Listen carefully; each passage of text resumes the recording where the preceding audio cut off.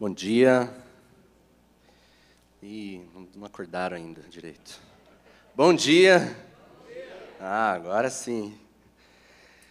É bom estar com vocês e poder trazer aí a palavra, nós meditarmos um pouco mais sobre aquilo que Deus tem falado, aquilo que Deus tem feito e aquilo que Deus quer fazer através das nossas vidas. Eu quero pedir para você abrir a sua Bíblia em Mateus capítulo 6.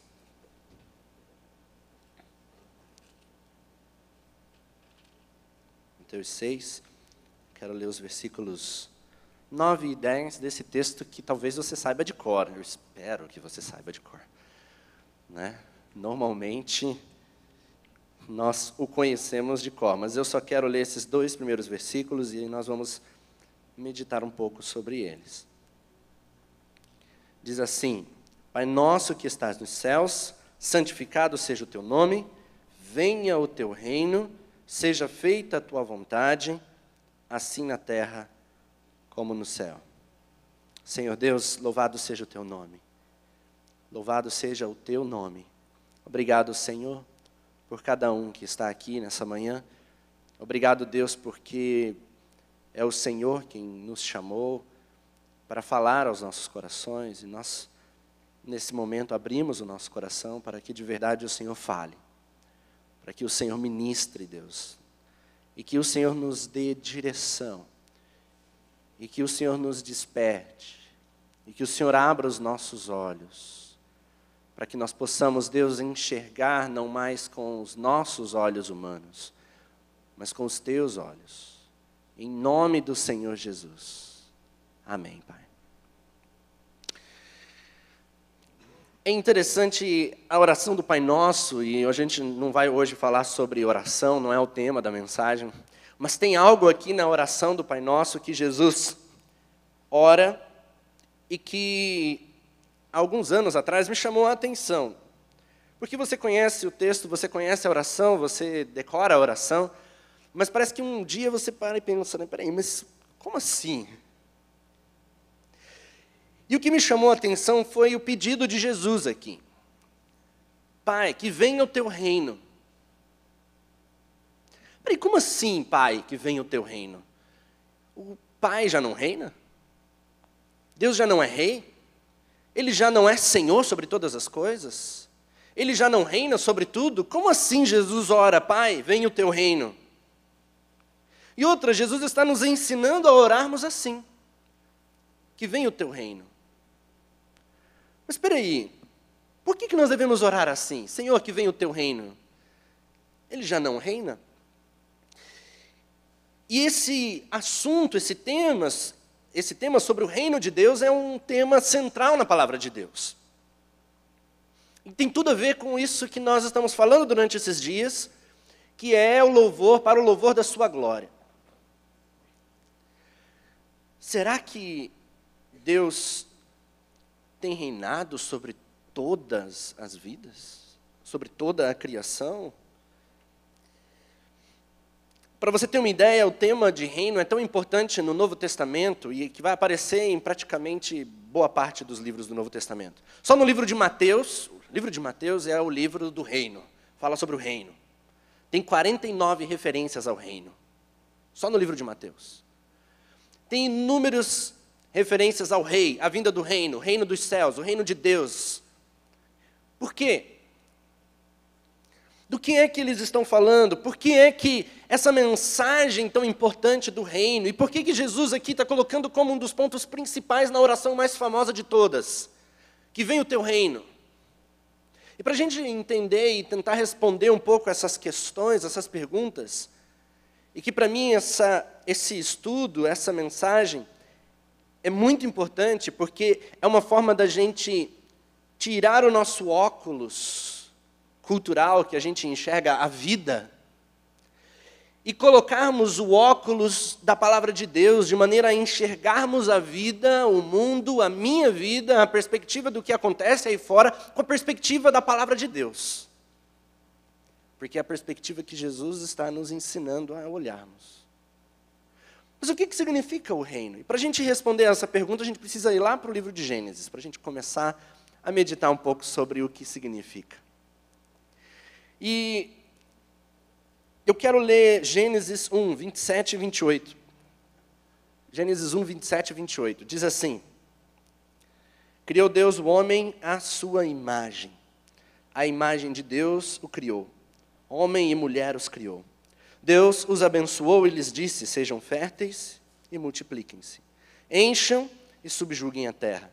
Dominem sobre os peixes do mar, sobre as aves do céu e sobre todos os animais que se movem pela terra. Antes da queda, Deus criou o mundo de uma maneira perfeita. E é interessante que você lê o primeiro capítulo de Gênesis, você vê que a cada dia que Deus cria algo, a palavra diz: e viu Deus que era bom. Viu Deus que era bom. Deus cria todas as coisas e Deus vê que é bom. E é interessante porque parece, e eu vejo no primeiro capítulo de Gênesis, algo muito parecido com um negócio que aconteceu lá em casa. Falei, como assim, Eliezer? Bom, quando eu e a minha esposa descobrimos que estávamos grávidos, nós, foi aquela festa, e aí nós começamos a procurar, bom, qual quartinho da nossa casa a gente vai separar para o bebê? E aí separamos um quarto da bagunça, tiramos a bagunça, e aí limpamos. 3 meses de gravidez, deu para fazer ecografia, descobrimos, é uma menina. Pinta o quarto de que cor? Rosa. Compra bercinho, coloca no lugar, começa a comprar as coisinhas, bonequinhas e tudo bonitinho, porque os 9 meses vão se completar, e quando os 9 meses se completarem, vai chegar aquela que é a nossa imagem e semelhança. E aí lá no 9º mês, quando nasce, a gente coloca naquele lugar precioso, dentro de casa, um lugar mais bonito. Um pedacinho do céu, um jardim do Éden, preparado para aquela que é a minha imagem e semelhança. Quando eu leio Gênesis capítulo 1, eu vejo Deus criando os céus e a terra, Deus fazendo separação entre luz e trevas, Deus separando água e mar, Deus fazendo os animais, Deus criando tudo para que no 6º dia Ele pega e faz o homem, um ser vivente, como qualquer outro animal, mas com algo diferente. Ele é a sua imagem e semelhança. Deus sopra as suas narinas, o sopro do Espírito. E ali o ser humano começa a viver no meio dessa criação, e agora Deus dá a ele e a ela, Adão e Eva, uma missão, uma tarefa. E é interessante porque essa missão é dada antes da queda. A missão é: dominem sobre tudo isso. Vocês estão vendo essa criação? Estão vendo tudo isso que eu criei, tudo isso que eu formei com a minha mão? Eu estou delegando para vocês. Está na mão de vocês. Subjuguem. Dominem. Sobre toda a terra, sobre tudo isso. Eles tinham uma tarefa muito simples. Eles tinham que exercer a autoridade como mordomos de Deus, como filhos de Deus que dominavam e deveriam representar Deus diante da criação. Cuidando, protegendo e dominando, subjugando a criação. Porém, você sabe o que acontece no capítulo 3 de Gênesis. E aquela serpente, que na verdade era Satanás, vai conversar com Eva, e ali naquela conversa, ao invés de Eva subjugar a serpente, ao invés de Eva dominar a serpente, ao invés de Eva dizer, cale-se, o que você está dizendo é contrário àquilo que Deus nos falou, a tarefa que Deus nos deu foi outra, aquilo que você está dizendo é errado, é contrário. Ao invés dela fazer isso, ela se submete à serpente. Ao invés de dizer, fica quieto, serpente, porque o que você está dizendo é uma mentira, na verdade ela crê na mentira. Porque quando Satanás, em forma da serpente, como diz o livro de Apocalipse, a antiga serpente, que é Satanás, quando ele chega diante de Eva, E ele diz para Eva o seguinte: na verdade, o que Deus disse não é muito verdadeiro, não.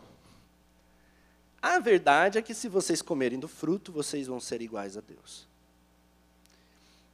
E aí Eva tem diante de si duas opções: a palavra de Deus ou a palavra da serpente. Em quem eu devo crer? Crerei na palavra de Deus ou crerei na palavra da serpente? E naquela escolha, ela decide crer na palavra da serpente. E Adão, que estava com ela, peca junto com ela, os dois comem, os dois caem. E há algo cósmico que acontece naquele momento, que é uma usurpação espiritual. Há uma rebelião, a qual agora o ser humano faz parte. A criação, de repente, começa a ser corrompida, porque entra algo no meio da criação, que é o pecado. E o pecado entra dentro de Adão e Eva. E aquele controle, aquele domínio que antes Deus tinha dado para eles, a qual eles tinham domínio sobre todas as coisas, inclusive sobre si mesmos, de repente eles não têm mais. E uma das primeiras coisas que acontecem ali, que você percebe, é que eles perdem o domínio sobre si mesmos. Obrigado. Você vê Adão e Eva, de repente, com medo. Que sentimento é esse? Com vergonha. Um sentimento que parece não existir antes daquele momento. Eles não tinham percebido que estavam nus. De repente, distúrbios começam a surgir na vida. Obrigado. Distúrbios começam a surgir no meio do coração, na mente do ser humano, de tal maneira que eles perdem esse domínio. Eles não apenas perdem o domínio sobre si mesmos, mas também eles perdem o domínio sobre os seus relacionamentos. Deus chega depois e vai falar assim: o que aconteceu? E Adão fala: é essa mulher que o Senhor me deu, que o Senhor fez aí, foi ela que me fez pecar. Sem assumir a culpa que ele teve. Tanto é que depois, quando Deus vai dar a palavra final, ele vai falar assim: você também é culpado, porque você sabia que você não tinha que ter comido e você comeu. Aí Eva fala assim: Eva, por que você deu para ele comer? Eu disse: não, foi a serpente que me enganou. Ao invés dela dizer: ela me enganou, mas eu acreditei nela mesmo, é o que eu queria ser igual a Deus mesmo. Não admitiu. A culpa é da serpente. E é da serpente também, mas não é só dela. Hoje a gente tem muita gente por aí colocando toda a sua culpa no diabo. O diabo é culpado, ninguém pode negar. Ele é o responsável por todas as calamidades que estão acontecendo por aí nas nossas vidas. Mas ele não está sozinho, não. Nós cooperamos com ele nas desgraças que acontecem nas nossas vidas e no mundo, através do nosso pecado. Quando nós dizemos sim para os frutos que ele nos oferece. E sabe o que é mais estranho, mais interessante nesse texto de Gênesis? É que Deus colocou diante de Adão e Eva todos os frutos. Ele diz assim: pode comer tudo, menos aqueles das duas árvores. E é exatamente para aquelas duas árvores que Satanás consegue fazer com que os olhos de Adão e Eva se voltem. Deus nos deu tantas coisas, Deus nos deu tantas possibilidades, Deus nos deu domínio sobre todas essas coisas, Deus nos colocou como cabeça da criação, e a serpente vem e consegue voltar os nossos olhos para aquilo que Deus disse para não ter. Aquilo você não pode. Aquilo você não tem autoridade. E é exatamente aquilo que a gente não pode, que a gente não tem autoridade, que de repente a gente quer. E é nesse processo que nós perdemos esse domínio. Perdemos o domínio sobre a natureza. A natureza começa a gemer com dores de parto, como diz o apóstolo Paulo. Inúmeras calamidades, problemas que surgem na natureza, porque o pecado do ser humano afeta a natureza. E nós sofremos com ela. A psicanálise vai dizer que existem 3 desejos no ser humano. desejo por posse, o desejo por prazer e o desejo por ser, poder. E a gente muitas vezes não percebe que esses 3 desejos que a psicanálise vai dizer estão aqui, bem ali, no momento da queda, e que estão com a gente o tempo todo, sem perceber que muitas vezes estamos sendo manipulados por esse pecado, o reinado do pecado nas nossas vidas. E é por isso que ali no Jardim do Éden, quando acontece a queda, há algo cósmico que acontece. Porque foi nos dada autoridade sobre toda a criação, debaixo da autoridade de Deus, mas foi nos dada autoridade. E agora que a serpente usurpa isso, porque nós entregamos, quando Adão e Eva entregaram, Satanás passa a exercer uma autoridade sobre a criação, sobre o ser humano, sobre os povos, sobre as nações, sobre as coisas, a tal ponto que o próprio Jesus chama o diabo de o príncipe deste mundo. E aí é que está o negócio. Peraí, Deus é rei. Sim, Ele é rei, mas também é um príncipe neste mundo. E esse príncipe neste mundo, ele é um príncipe usurpador, rebelde. Há um império das trevas lutando contra o reinado de Deus, a qual tem destruído muitas pessoas. Quando na ocasião da tentação de Jesus, Satanás leva Jesus a um alto do monte e mostra para ele de relance todos os reinos e diz: se você se prostrar e me adorar, eu darei para você todos esses reinos. E é interessante que Jesus não desmente Satanás, dizendo: para, Satanás, isso daí não é teu. Na verdade era. Ele não desmente. Ao invés do ser humano subjugar a terra, ele a entregou a Satanás. Satanás é hoje a principal pessoa, junto com o pecado, que é através do seu reinado de pecado, que Satanás tem operado nesse mundo, corrompido esse mundo, destruído pessoas, destruído nações, e é por isso que ele tem conseguido a autoridade para agir em tantos e tantos lugares. A palavra de Deus vai falar muito sobre ele. Hoje a gente não vai falar só sobre isso, mas a gente não pode deixar de falar sobre ele. A palavra de Deus chama ele de diabo, caluniador, difamador, dragão, antiga serpente, Abaddon, Apolion, destruidor, príncipe deste mundo, príncipe dos demônios, Deus deste século, príncipe das potestades do ar, Belial, Beelzebu, pai da mentira, o maligno, tentador e o adversário. E Satanás, esse ser com tantos nomes, com tantas funções, e que tem destruído e corrompido as pessoas, tem enganado as nações, que é a imagem de Deus. O império de Satanás é de morte, de corrupção, de mentira e destruição. Eu me lembro a primeira vez que eu fui para a Índia.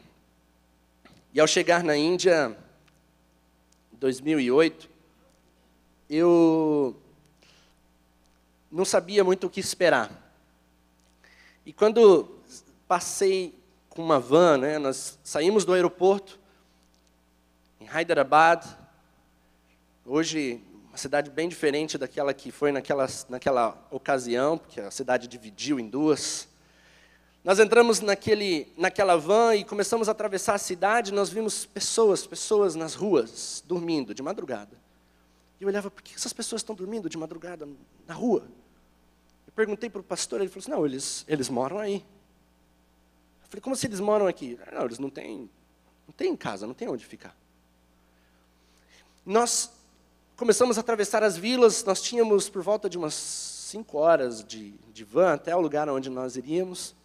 Nós atravessamos vilas e vilas, e eu via a miséria. A primeira coisa que me impactou foi a miséria, foi o cheiro, foi a falta de tudo. E eu olhava para aquilo, e aí atravessava uma vila, e eu perguntava para o pastor, tem igreja aqui nessa vila? Ele disse: não, aqui não tem igreja. E nessa vila, também não tem igreja. Na medida em que foi amanhecendo, eu via vacas andando por todos os lugares, templos em todos os lugares, templos pequenos, templos em formas de árvores, pessoas que acordavam bem cedinho e chegavam diante dos templos e ficavam lá adorando. Eu via pessoas que acordavam cedo e começavam a fazer uns desenhos na frente da porta. E eu perguntei, pastor, o que é aquilo? Quantas pessoas acordando e fazendo desenho no chão com giz na frente da porta? Que negócio é esse? Eu falei, não, é o seguinte, Elias. É que eles acreditam que os espíritos, os demônios, os espíritos maus podem entrar na casa deles. Então eles precisam fazer esses desenhos ali para proteger eles, para não entrarem os espíritos. Então eles fazem isso todas as manhãs. E na medida que a gente atravessava as vilas, aquilo foi me impactando e aquilo foi me fazendo muito mal. E eu fui pensando assim, gente, são milhões de pessoas que nunca ouviram falar de Jesus. Pessoas que estão completamente presas ao reinado de Satanás. Completamente presas na cegueira do diabo. Pessoas que nunca ouviram falar de Jesus, pessoas que adoram demônios todos os dias, pessoas que se curvam diante de imagens todos os dias, pessoas que são escravas de religiosidades, de práticas, e que têm que fazer todos os dias. Pessoas que se não fizerem isso, elas estão presas. Eu perguntei, pastor, por que aquela pessoa está ali? Não, porque ele é um Dalit, ninguém pode tocar nele, ninguém pode chegar perto dele. Até dar comida para ele, as pessoas jogam no chão, porque não vai dar num prato, porque o prato depois vai ter que ser destruído. Em um lugar onde as pessoas são tratadas dessa forma, nós precisamos levar o Evangelho. Satanás tem reinado na vida de muitas pessoas. E nós não percebemos, nós não sabemos. Eu me lembro de que naqueles dias, o impacto disso foi tão grande, e eu passava noites chorando, chorava diante de Deus em oração, Senhor, o que a gente pode fazer? De vez em quando eu tenho ainda essa experiência de ir em lugares em que Deus parece abrir de alguma forma, mostrar para mim como que, mostrar não só para mim, mas mostra para a gente como é que Ele está se sentindo com relação àquele lugar. Aonde estão aqueles que foram chamados para subjugar essa terra? Nós entregamos a terra ao senhorio do diabo. E o diabo está reinando na vida de muitas pessoas. Nós simplesmente fazemos como Pilatos, lavamos as mãos. Não tem nada a ver comigo. E foi por isso que Jesus veio para esse mundo, para restabelecer o reino de Deus. É aqui, é aí onde entra a mensagem do reino. Jesus vem a esse mundo, Ele encarna, é o próprio Deus encarnado em forma humana. Ele nasce, Ele vive uma vida perfeita. Quando Ele, então, chega nos seus 30 anos, começa o seu ministério, Ele é batizado por João Batista. E é interessante porque antes de Jesus começar o seu ministério, João Batista já estava iniciando o seu ministério para Ele. João Batista fez o quê? Pregava uma mensagem. Qual a mensagem que ele pregava?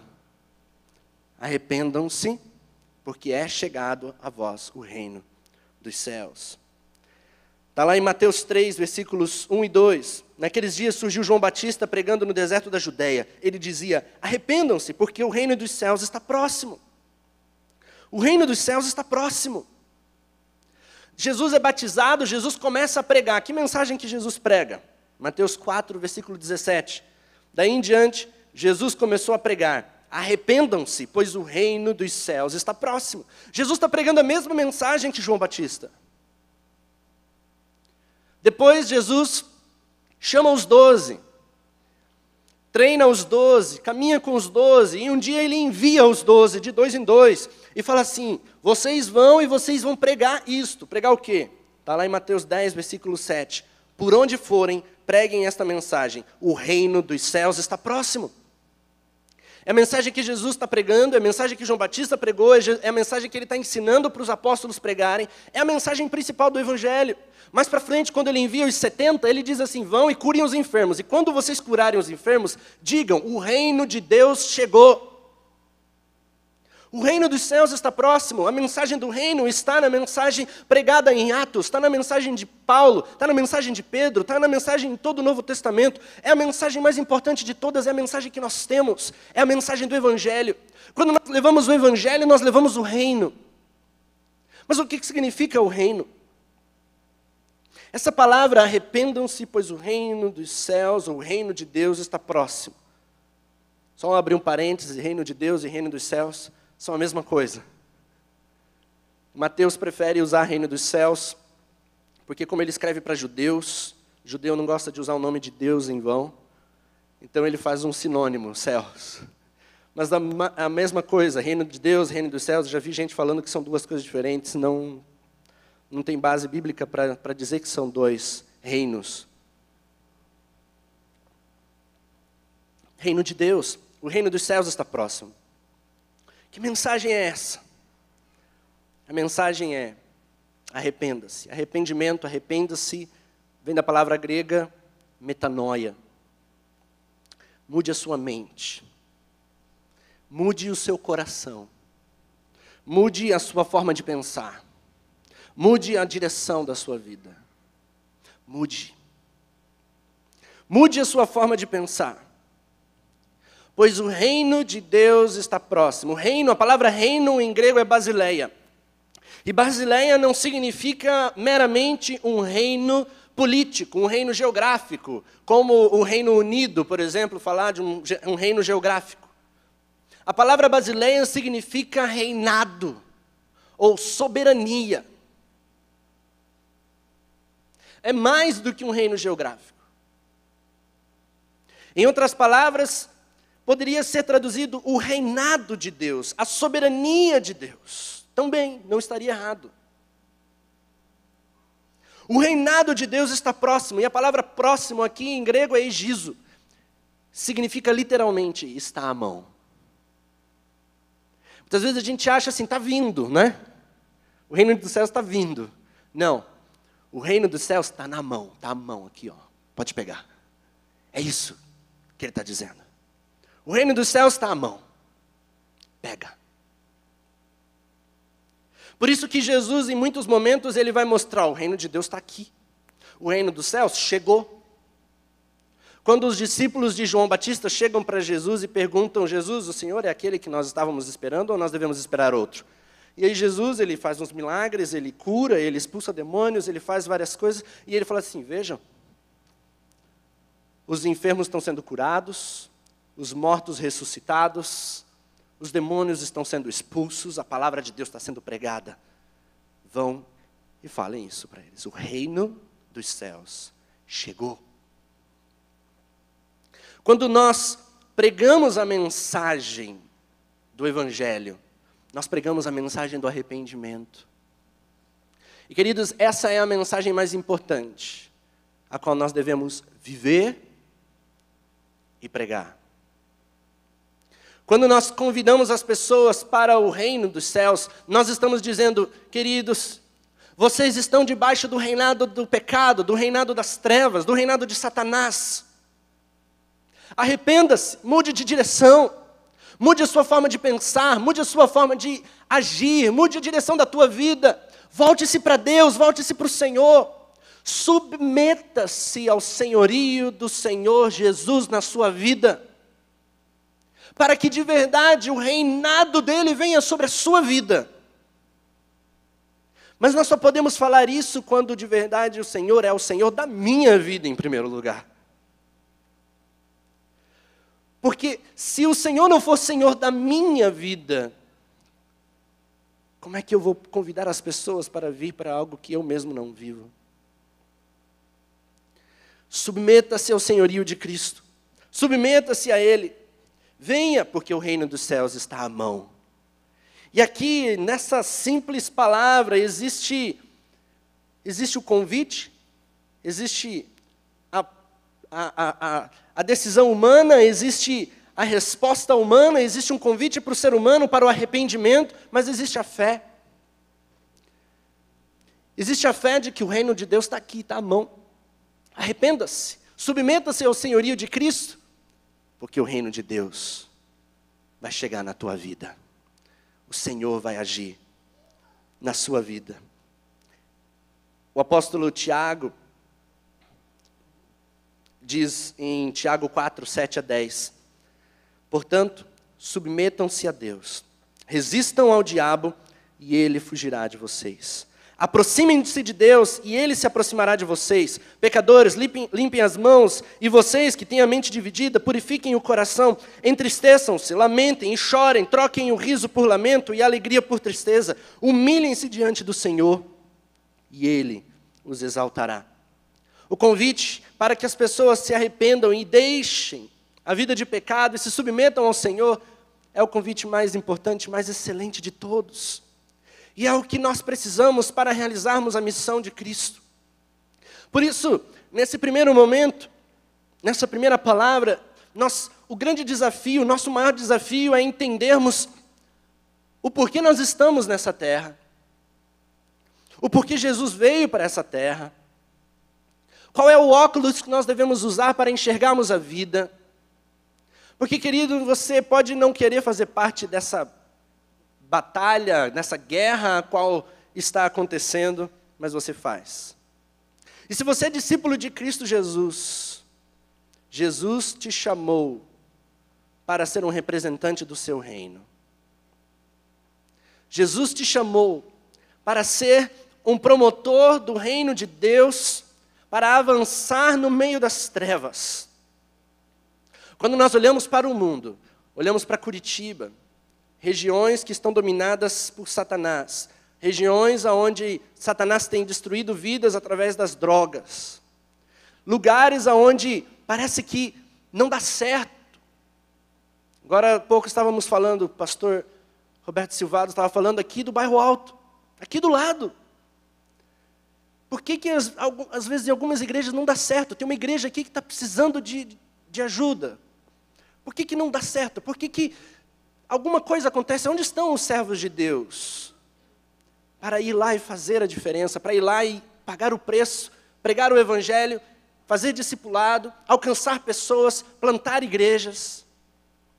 Por que nós olhamos alguns lugares no Brasil, naquilo que a gente chama de Cracolândia, onde Satanás tem reinado? Por que nós olhamos no mundo lugares onde a luz não chega? Satanás tem construído fortalezas em vários lugares. E Deus tem chamado pessoas para serem proclamadores do seu reino. Nós podemos negligenciar o que está acontecendo. Podemos dizer, bom, Senhor, a tua graça me basta, eu estou satisfeito com a tua salvação, agora vou esperar o Senhor me chamar para a sua presença. Mas a palavra de Deus, ela não diz que nós devemos ficar parados e esperando que Ele nos chame. A palavra de Deus não diz que nós devemos ficar parados. A palavra de Deus diz que nós fomos chamados para subjugar a terra, dominar sobre todas as coisas e manter tudo debaixo do senhorio do Senhor. No momento em que Jesus morreu na cruz, nos resgatou do pecado, nos tirou do império das trevas, nos libertou, restaurou em nós a imagem caída. Ele novamente nos dá a missão, só que agora com palavras diferentes, mas é a mesma missão. Vão e subjuguem todas as coisas, ide por todo o mundo e pregai o evangelho. Vão e façam discípulos. Vão e encontrem adoradores. Vão e subjuguem a terra. Subjuguem todas as coisas, todas as manifestações das trevas, aonde Satanás tem reinado através das suas mentiras, através das suas falsas filosofias, através da sua corrupção, através da violência, através da prostituição, através das falsas religiões. Vão e subjuguem toda a terra e tragam todas as coisas debaixo do senhorio do Senhor. Eu quero orar nesse momento. Nós vamos ter um intervalo daqui a pouquinho. E nesse intervalo, enquanto você vai estar tomando café, depois a gente vai voltar aqui para continuar essa palavra. Eu queria que você estivesse conversando com alguém e perguntando para a pessoa, quais são as mudanças que precisam acontecer na nossa forma de ver a vida, na nossa forma de ver o mundo, se nós usarmos o óculos das Escrituras que a gente acabou de falar. O que precisa mudar nas nossas prioridades, ao entender que nós estamos num mundo que jaz no maligno, como diz a palavra de Deus, mas que Jesus inaugurou o reino de Deus, e que nós fazemos parte, e que Ele nos chama para construirmos o seu reino nessa terra.